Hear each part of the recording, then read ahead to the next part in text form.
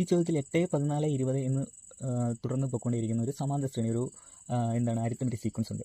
അപ്പോൾ ഇവിടുത്തെ ഒന്നാമത്തെ ചോദ്യം, ഇതിനകത്ത് 25 എന്ന് പറയുന്ന ഒരു ടേം ആകുമോ? നമുക്ക് വേണമെങ്കിൽ അടുത്തൊരു ടേം എഴുതി നോക്കാം അല്ലേ. ഇവിടെ എത്രയാണ് കോമൺ ഡിഫറൻസ്? 14 - 8, 6 വീതമാണ് കൂടിപ്പോയിരിക്കുന്നത്. അപ്പോൾ 20 + 6 26 ആയിരിക്കണം അടുത്ത ടേം. അപ്പോൾ എന്തായാലും 25 ഇതിൽ വരില്ല അല്ലേ. സോ നോ, ആദ്യത്തിൻ്റെ ഉത്തരം നോ ആണ്, 25 ഇതിലെ ടേം ആവില്ല. ഇനി രണ്ടാമത്തെ ചോദ്യം, 144 ഈ സീക്വൻസിലെ ടേം ആണോ എന്നാണ്. അപ്പോൾ നമുക്ക് 144 വരെ ഇരുന്ന് എഴുതാൻ പറ്റില്ല, 6 വീതം കൂട്ടി. അപ്പോൾ അതിനൊരു എളുപ്പവഴിയുണ്ട്. ഒരു ടേം ആണോ അല്ലയോ എന്ന് നമ്മൾ എങ്ങനെ കണ്ടുപിടിക്കാം? ഒരു സംഖ്യ തന്നിട്ട് അത് അരിത്തമെറ്റിക് സീക്വൻസിലെ ടേം ആണോ പദമാണോ എന്ന് ചോദിച്ചാൽ നമുക്ക് ആദ്യം അതിൻ്റെ ബീജഗണിത രൂപം എഴുതാം. ബീജഗണിത രൂപം എഴുതുന്നത് എങ്ങനെയായിരുന്നു? xn = dn + f - d അല്ലേ. സോ dn, ഇവിടുത്തെ d എത്രയാണ്? 6 ആണ് അല്ലേ. 14 - 8 6 ആണ്. അപ്പോൾ 6n + f - d, 8 - 6, f 8 അല്ലേ, d 6, first time 8, common difference 6. അപ്പോൾ 8 - 6 എത്ര? 2.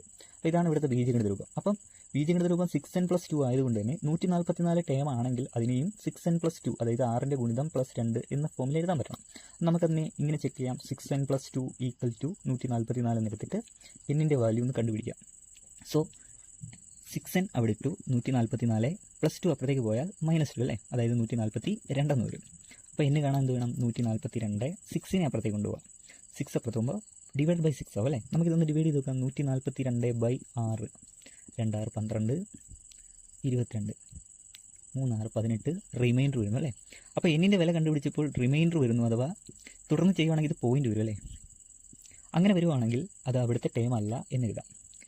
എന്നൊരു പോസിറ്റീവ് ഇൻറ്റിജർ വന്നാൽ, ഒരു പോസിറ്റീവ് പൂർണ്ണസംഖ്യ വന്നാൽ മാത്രമേ അത് അവിടുത്തെ പദമാവുന്നുള്ളൂ. കാര്യം എന്നെന്ന് വെച്ചാൽ ഒരു പദത്തിൻ്റെ പൊസിഷനാണ്, ഒരു ടേമിൻ്റെ സ്ഥാനവിലയാണ്. സ്ഥാനവില എന്ന് പറയുമ്പോൾ ഒന്നാമത്തെ ടേം, രണ്ടാമത്തെ ടേം, മൂന്നാമത്തെ ടേം, നാലാമത്തെ ടേം, 100ാമത്തെ ടേം, 105ാമത്തെ ടേം, ഇങ്ങനെ നമ്മൾ പറയാറുള്ളൂ അല്ലേ. എന്നിൻ്റെ വില ഒരിക്കലും എന്ത് വരില്ല? നെഗറ്റീവ് നമ്പറോ പോയിന്റ്, അതായത് ദശാംശ സംഖ്യയോ ഡെസിമൽ നമ്പറോ ഫ്രാക്ഷനോ ഒന്നും വരില്ല. അത് എന്ന് കണ്ടുപിടിക്കുമ്പോൾ ഒരിക്കലും റിമൈൻഡർ വരാൻ പാടില്ല. അപ്പോൾ ഇവിടുത്തെ ടേം അല്ല 144, നോട്ട് എ ടേം എന്നെഴുതാം.